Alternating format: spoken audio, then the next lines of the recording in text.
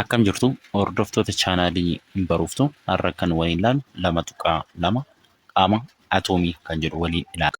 Xumura viidiyoo kanatti na waliin tura. Ga'umsa barachuu yoo xiqqaate gonfatamuu qabu.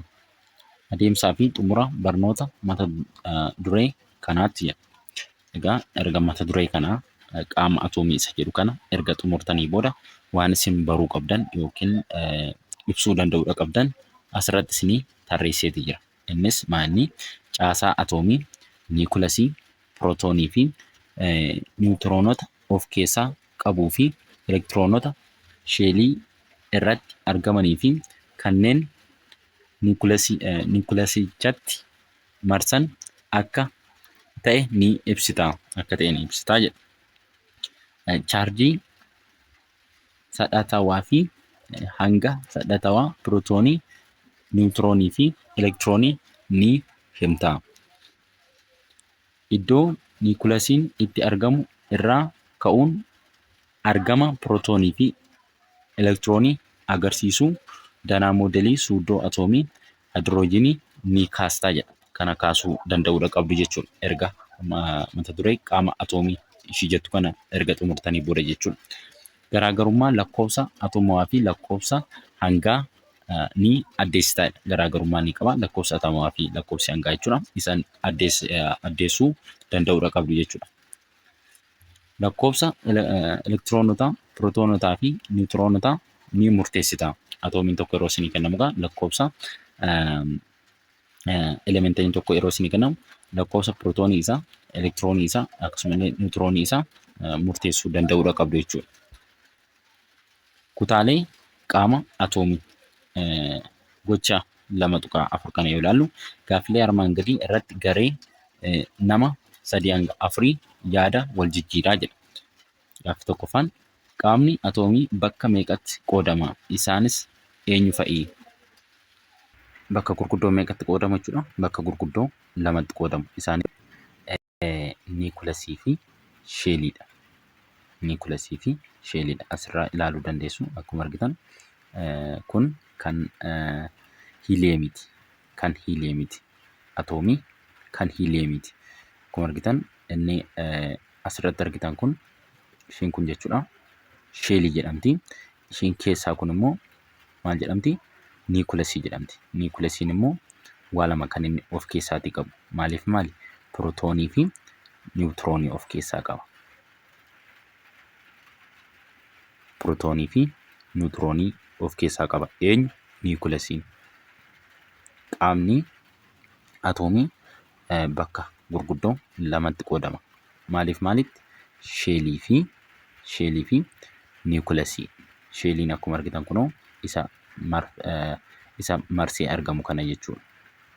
Isa marsee argamu kana eenyuun? Niikulasiidhaan. Niikulasiin immoo keessatti argamti. Niikulasiin immoo keessatti argamti kunoo ishee keessaa kana jechuudha. Niikulasiin immoo niwutiroonii fi pirootooniidha kan inni of keessatti qabu jechuudha.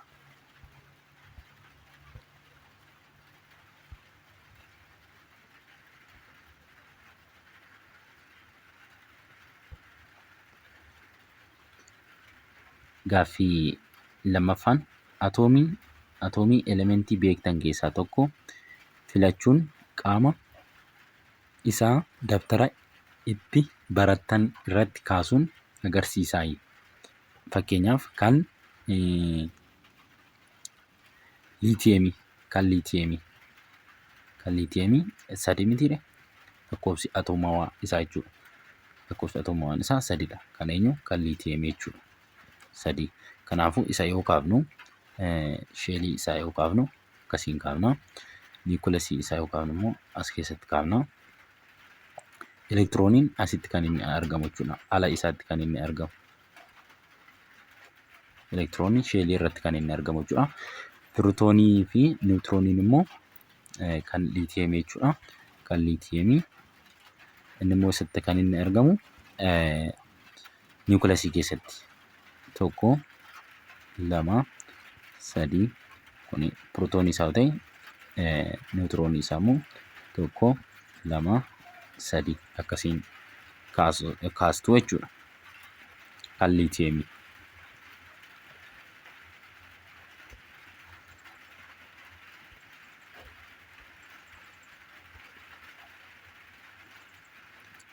Qaamni atoomii bakka lamatti qoodama. Qaamni atoomii akkuma dura isin jedhe bakka lamatti qoodama. Innis maaliif maalidha? Niikulasii fi sheelii. Niikulasii fi sheelii. Qaamni inni tokko wiirtuu atoomichaa kan ta'ee fi kan chaarjii poozitiiva qabudha. Akkuma asirraa argitan niikulasiin eessatti kan argamu? Wiirtuu irratti kan inni argamu jechuudha. Innis chaarjii poozitiiva qaba. Chaarjii poozitiiva qaba. Eenyudha? Chaarjiin poozitiivni kunis pirootooniidha. Pirootooniidha. Niwutirooniin chaarjii homaayyuu hin qabu. Chaarjiin isaa zeeroodha jechuudha. Chaarjiin isaa zeeroodha.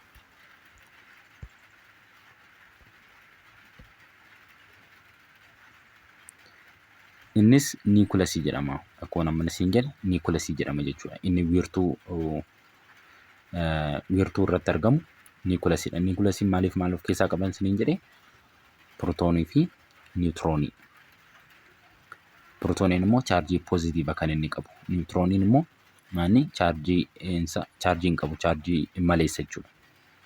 Qaamni kun bakka hangi atoomichaa itti kuufamee fi iddoo baay'ee xiqqaa kan qabatedha. Akkuma asirraa hubattan niikulasiin bakka xiqqaadha kan inni qabateeru jechuudha.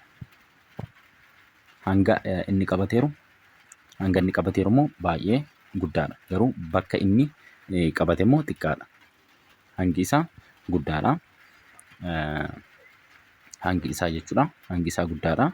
Garuu bakka inni qabate immoo baay'ee xiqqaadha jechuudha. Eenyu? Niikulasiin. Niikulasiin niwutiroonii fi pirootooniidha kan inni of keessatti qabateeti jiru jechuudha. Niikulasiin hamma atoomii kan waliigalaa keessaa tokkorra 100,000.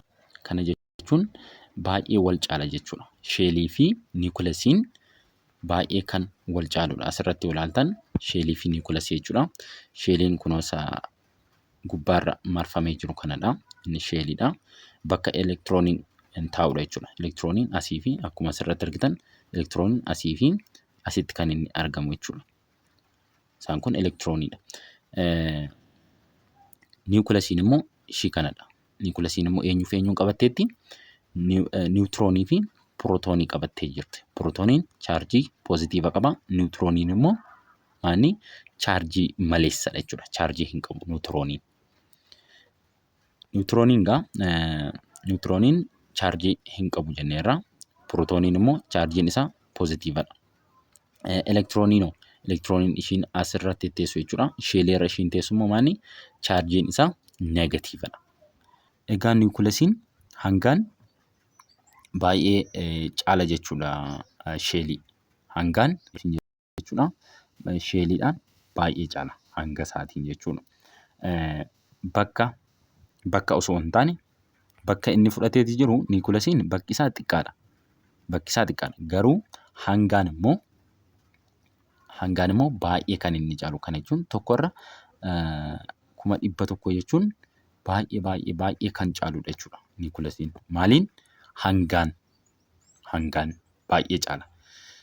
Garuu bakka inni qabateeru baay'ee xiqqaadha niikulasiin jechuudha. Ifadha jedhee yaada. Kan ifa isiniif hin taane koomentii jalatti naa barreessuu hin dagatinaa. Pirootoonii fi niwutirooniin qaama kana keessatti argamu. Eessa keessatti argamu? Niikulasii keessatti argamu. Eenyuu fi eenyu? Pirootoonii fi niwutirooniin. Pirootoonii fi niwutirooniin eessa keessatti argamu? Pirootoonii fi niwutirooniin eessa keessatti argamu? Niikulasii keessatti argamu. Akkuma argitan kunoo niikulasiin pirootoonii fi niwutiroonii of keessatti haammata jechuudha. Eenyu? Niikulasiin. Niikulasiin pirootoonii fi niwutiroonii of keessatti haammata.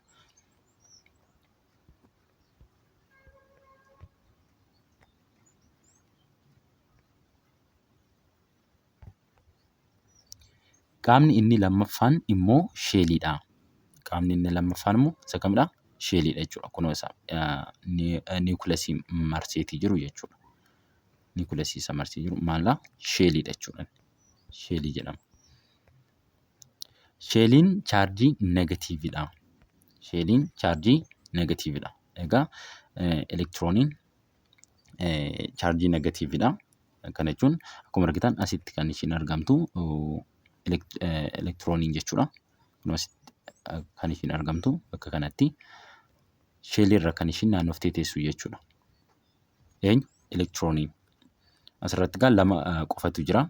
Akkuma argitan lama qofatu jira. Maaliif hiiliyeemiin elektiroonii lama qofa waan qabuuf jechuudha. Bakka kanaa fi bakka kanaa warreen 10 qaban elektirooniin isaa 8 kan inni qabu.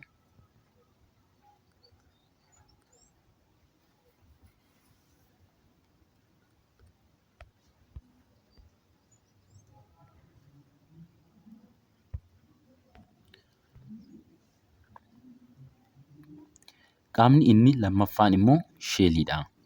Sheeliin chaarjii negatiivii qaba. Sheelii irratti elektiroonota niikuleesiitti marfamantu argama. Asirratti akkuma ilaaltan jechuudha. Sheeliin chaarjii negatiividha. Chaarjii negatiivaa isaan kun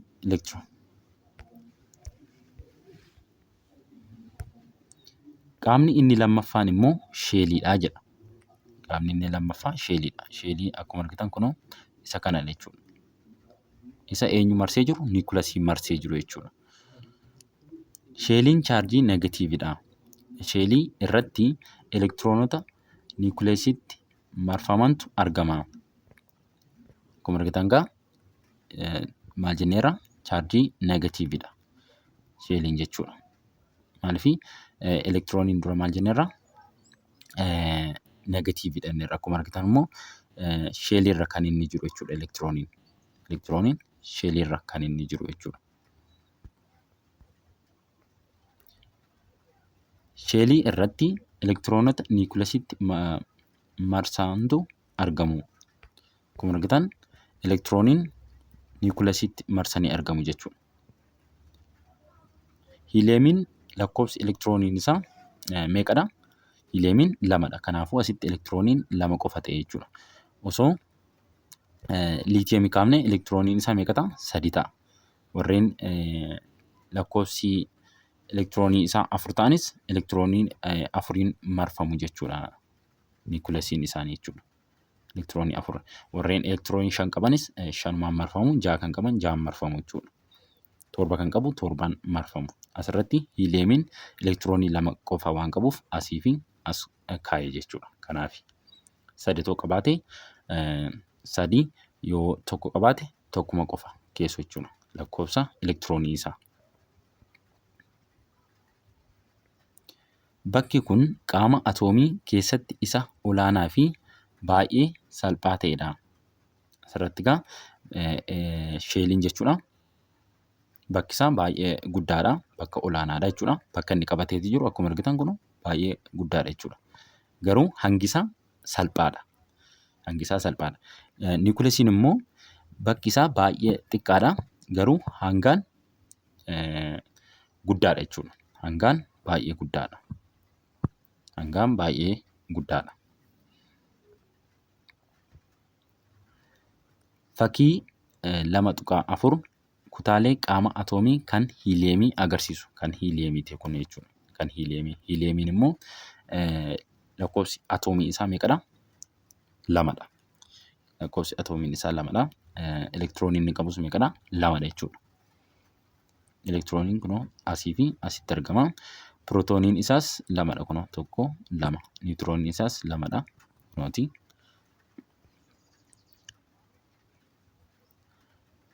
Suuddoowwan cita atoomawaa kan jedhu kan ammoo haa ilaallu. Gaaffii kana ilaallu. Atoomiin hagam xiqqaa akka ta'e tilmaamuun ni dandeessaa jedha. Egaa baay'ee xiqqaadha jechuudha. Baay'ee kan xiqqaa ta'edha atoomiin. Atoomiin suuddoowwan baay'ee xiqqoodha. Suuddoowwan kunneen wantoota sammuu keenyatti baay'ee xiqqoodha jennee yaadnu kam irraayyuu xixiqqaadha. Fakkeenyaaf atoomiin koopparii biliyoona wal cina yoo hiriirfaman safara 1 seentimeetira dheeratu uumu. Kana jechuun egaa baay'ee xiqqaa jechuudha. Atoomii gaafa jennu baay'ee xiqqaa kan ta'e jechuudha. Kanarraa ka'uun atoomiin hagam xiqqaa akka ta'e tilmaamuun ni danda'ama. Kanarraa egaa tilmaamuu dandeessu. Atoomii koopparii biliyoona tokko wal cinaa tarreessitanii safara inni nu safaru tokko seentii meetira kan dheeratu nu safara jechuudha. Kana jechuun atoomii yeroo jennu egaa baay'ee xiqqaa ta'uusaa kan nutti agarsiisudha jechuudha. Wantoonni addunyaa kana irraa argaman martinuu suudoowwan xixiqqoo kanneen irraa ijaaramanidha. Wantoonni hundiyyuu jechuudha addunyaa kanarra jiran martinuu suudoowwan xixiqqoo irraa kan ijaaramanidha jechuudha. Atoomiin suudoo baay'ee xiqqoo ta'us suudoowwan xixiqqoo isaa gadi kanneen suudoowwan icciita atoomii jedhamanii of keessaa qaba jedha. Suudoowwan icciita atoomii keessaa isaan bu'uuraa pirootoonii, elektiroonii fi niwutirooniidha. Egaa atoomiin hedduu xiqqaadha jenneerra. Innis illee akkasuma suudoowwan icciita atoomiitti adda babba'u jechuudha. Isaanis maalitti? Pirootoonii, elektiroonii, niwutirooniitti jechuudha. Pirootoonii, elektiroonii, niwutirooniitti adda ciccitu jechuudha. Atoomii keessa jiraachuun suudoowwan icciita atoomii kunneen yaada Dimookiraatas atoomii ilaalchisee dhiheesse irratti jijjiiramni fidu maali jedha. Egaa Dimookiraatas waa'ee maatirii irratti maatiriin cicciramuudhaan yookiin mummuramuudhaan dhuma irratti suudoo xixiqqoo qeenxeerra ni geenya jedhee irratti jira Dimookiraatas jechuudha. Maatirii yeroo mummurru dhumarra ni geenya suudoowwan xixiqqaa bira ni geenya jedha. Haa ta'uutii malee waa'ee niikulasii, waa'ee sheelii akkasuma waa'ee elektiroonii, waa'ee pirootoonii, waa'ee niwutiroonii wanta inni lafa kaa'ee hin jiru jechuudha. Hanga sadhatawaa chaarjii fi argama suudoowwan icciita atoomawaa. Isa kana waliin mee haa ilaallu. Hanga sadhatawaa chaarjii fi argama suudoowwan icciita atoomawaa kan jedhu kana. Atoomiin elektiroonii, pirootoonii fi niwutiroonii of keessaa qaba. Atoomiin maal of keessaa qaba? Elektiroonii, pirootoonii fi niwutiroonii of keessaa qaba. Pirootoonii fi niwutirooniin eessa keessatti kan inni argamu? Niikulasii keessatti argama. Asirraa akkuma dura waliin ilaalle akkuma argitan atoomiidha kuni. Atoomii eenyuuti? Atoomii hiiliyeemiiti. Atoomii hiiliyeemiiti kun. Atoomii hiiliyeemiiti. Atoomiin hiiliyeemii akkuma argitan elektirooniin isaa lamadha kunooti. Pirootooniin isaas akkuma argitan lamadha. Niwutirooniin isaas lamadha. Egaa pirootoonii fi niwutirooniin eessa keessatti kan inni argamu? Niikulasii keessatti. Elektirooniin immoo eessatti kan inni argamu? Sheelii irratti argama jechuudha. Sheelii irratti kan inni argamu. Suudoowwan icciita atoomii kunneen amaloota mataa isaanii qabu. Atoomiin tokko amala mataa isaa qaba. Atoomiin tokko amala mataa isaa qaba jechuudha. Suudoowwan icciita atoomii kunneen amala mataa isaanii qabu jedhu. Hiiliyeemiin amala mataa isaa qaba. Haayidroojiin amala mataa isaa qaba. Akkasumallee soodeemiin amala mataa isaa qaba. Magaaneeziyeemiin, kooppariin, almuuniyemiin amala mataa isaanii qabu jechuudha. Atoomiin tokkoon isaanii.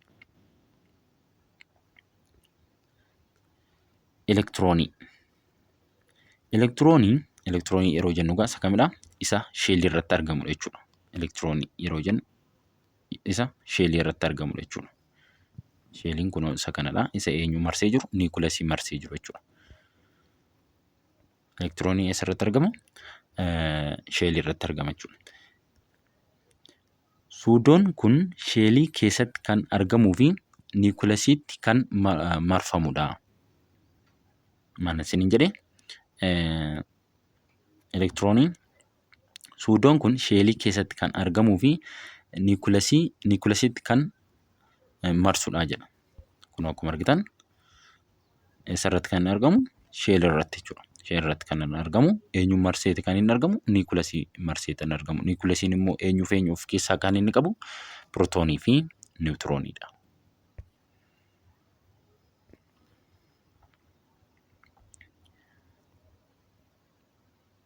Chaarjiin isaa negatiividha. Chaarjiin elektiroonii maali? Negatiividha. Chaarjiin isaa negatiividha. Hin dagatinaa kana. Chaarjiin sadhatawaa elektiroonii negatiiva. Negatiiva dhaa jedha. Negatiiva tokkodha jedha. Chaarjiin elektiroonii kun kolombii negatiiva 1.602 baay'isuu 10 paaworii negatiiva 19dha. Chaarjiin elektiroonii kun meeqadha? Kolombiidha jechuudha. Negatiiva 1.602 baay'isuu 10 paaworii negatiiva 19dha. Hangi elektiroonii jechuudha. Hangi isaa giraamiidhaan 9.11 baay'isuu 10 paaworii negatiiva 28 yommuu ta'u, yuunitii hanga atomawaa isaa immoo yuunitii hanga atomawaati kun gabaabsamee barreeffame. Yuunitii hanga atomawaa isaa immoo 0.00055dha jedha. Ishii kanas hin dagatinaa. Maal jennee? Chaarjiin sadhatawaa elektiroonii maali? Negatiiva tokkodha. Chaarjiin elektiroonii kun kolombiin negatiiva 1.602 baay'isuu 10 paaworii negatiiva 19dha. Hangi elektiroonii giraamiin 9.11 baay'isuu 10 paaworii negatiiva 28 yommuu ta'u, yuunitiin hanga atomawaa isaa immoo 0.00055dha jedha. Kan pirootoonii immoo haa ilaallu. Kan pirootoonii immoo ishii kamdha jechuudha. Ishii kana jechuudha. Pirootooniin kun ishii kana. Eessa keessatti argamti? Ishiin immoo niikulasii keessatti kan ishiin argamtu jechuudha. Pirootooniin niikulasii keessatti argama. Pirootooniin eessa keessatti kan inni argamu? Pirootooniin niikulasii keessatti argama. Chaarjiin isaa maalidha? Poozitiividha. Akkuma argitan kun asirratti eessa keessatti argama? Niikulasii keessatti argama. Niikulasiin ishii kana jechuudha. Niikulasii keessatti argama. Chaarjiin isaa maalidha? Poozitiiva akkuma argitan. Kunis kolombii yommuu safaramu 1.602 baay'isuu 10 paaworii negatiiva 19dha. Chaarjiin sadhatawaa isaa immoo poozitiividha jechuudha. Poozitiiva tokkodha. Hangi pirootoonii giraamiin hangi isaa immoo meeqadha? 1.67 baay'isuu 10 paaworii 24 yommuu ta'u, yuunitii hanga atomawaa isaa 1.0073dha. Ishii kanas hin dagatinaa. Niwutiroonii immoo yoo ilaallu, niwutirooniin niikulasii keessatti pirootooniin wal makamee argama. Kun asirratti jechuudha. Ilaaluu dandeessu. Kunoo ishii bicaa kana jechuudha. Niwutirooniidha. Chaarjii hin qabu. Chaarjiin isaa 0dha jechuudha.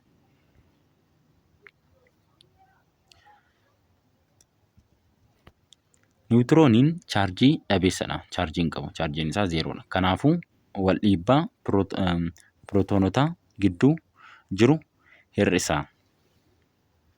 Maanni chaarjii dhabeessa ta'uunsaa sun wal dhiibbaa pirootoonota gidduu jiru hir'isa jechuudha. Maaliif chaarjiin wal fakkaatu waan wal dhiibuuf jechuudha.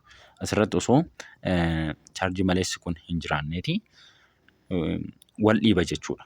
Chaarjiin wal fakkaatu, chaarjiin poozitiivaaf poozitiiva gaa wal dhiibaa, chaarjiin negatiivaaf negatiiva akkasuma wal dhiibaa yoo faallaa ta'edha jechuudha. Kana jechuun poozitiivaa fi negatiiva yoo ta'edha kan inni wal harkisu. Yeroo wal fakkaatu asitti gaa chaarjiin kun pozitiiva malee as keessa jiraa? Niwutirooniin chaarjii maleessadha. Kanaafuu chaarjii maleessa as keessa jiraachuun isaa kun chaarjiin pozitiivni kun akka isaan wal hin dhiibne godhaa jechuudha.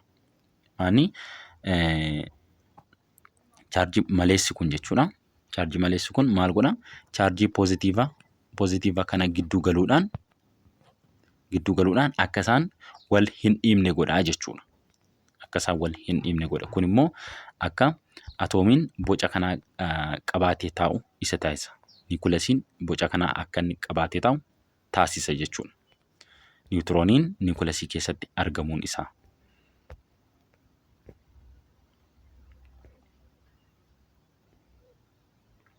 Hangi isaa jedha. Hangi niwutiroonii jechuudha. Hangi isaa 1.67 baay'isuun 10 paaworii 24 giraamadha. Hangi eenyu? Hangi niwutiroonii jechuudha. Hangi niwutiroonii. Yookiin yuunitii hanga atoomawaan maanni 1.0087dha. Yuunitii hanga atoomawaatiin kanadha jechuudha. Giraamaan immoo 1.67 baay'isuu 10 paaworii -24 giraama jechuudha. Hangi isaa kun tilmaamaan kan pirootooniin wal qixadha. Akkuma argitan baay'ee kan walitti siqudha jechuudha. Asirraa ilaaltan kan ishii kanaa fi kana yoo ilaaltan baay'ee kan walitti siqudha. Isa kanas ilaaluu dandeessu kanaa fi kana jechuudha. Kanaa fi kana yoo ilaaltan baay'ee kan walitti siqudha. Baay'ee kan walitti siqu wal qixachuu dandeessu jechuudha. Hanga chaarjii fi argama suudoowwan qixa atoomawaa akka gabatee 2.1 armaan gaditti gabaabbinaan dhiyaatee jira. Kana yoo ilaallu hanga gabatee 2.1 hanga chaarjii fi argama sadhatawwan qixa atoomawaa kan jedhu kana. Asirratti suudoowwan qixa atoomawaa elektiroonii Eedhaan bakka bu'eeti jira. Pirootooniin P'dhaan bakka bu'eera. Niwutirooniin immoo N'dhaan bakka bu'eera. Kuni yuunitii hanga atoomawaatiin kun jechuudha. Yuunitii hanga atoomawaatiin kanadha jechuudha. Kan elektiroonii meeqadha? 0.00055dha. Yuunitii hanga atoomawaa isaatiin jechuudha. Pirootooniin yuunitii hanga atoomawaa isaatiin 1.0073dha. Pirootooniin jechuudha. Niwutirooniin immoo 1.0087dha. Giraamaan immoo jechuudha. Giraamaan immoo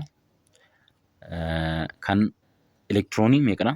9.1 baay'isuu 10 paaworii -28ti. Kan pirootoonii immoo giraamaan jechuudha. 1.67 baay'isuu 10 paaworii -24ti. Kan niwutiroonii immoo 1.64 baay'isuu 10 paaworii -24ti. Asirratti akkuma argitan pirootoonii fi niwutirooniin hangaan baay'ee kan walitti siqudha jechuudha. Kana jechuun wal qixachuus dandeessu. Baay'ee garaagarummaa hin qabu. Wal qixachuus dandeessu jechuudha. Chaarjii koolombiin immoo chaarjii isaa jechuudha. Meeqadha? -1.602 baay'isuu 10 paaworii -19ti. Kan elektiroonii jechuudha. Kan pirootoonii immoo pozitiiva 1.602 baay'isuu 10 paaworii -19ti. Kan niwutiroonii immoo chaarjii hin qabu jechuudha. Chaarjiin isaa maanni? 0dha. Chaarjii maleessadha. Niwutirooniin jechuudha. Chaarjii sadhatawaa isaa immoo kan elektiroonii meeqadha? -1, kan pirootoonii +1, kan niwutiroonii 0dha jechuudha. Atoomii keessatti bakka kamitti akka argamu immoo yoo ilaallu bakka kamitti akka argamu elektiroonii eessatti argama? Niwukileesiidhaan alatti argama jechuudha. Niwukileesiidhaan alatti argama. Eenyu? Elektirooniin. Pirootooniin immoo niwukileesii keessatti argama. Akkasuma niwutirooniin niwukilasii keessatti argama. Pirootoonii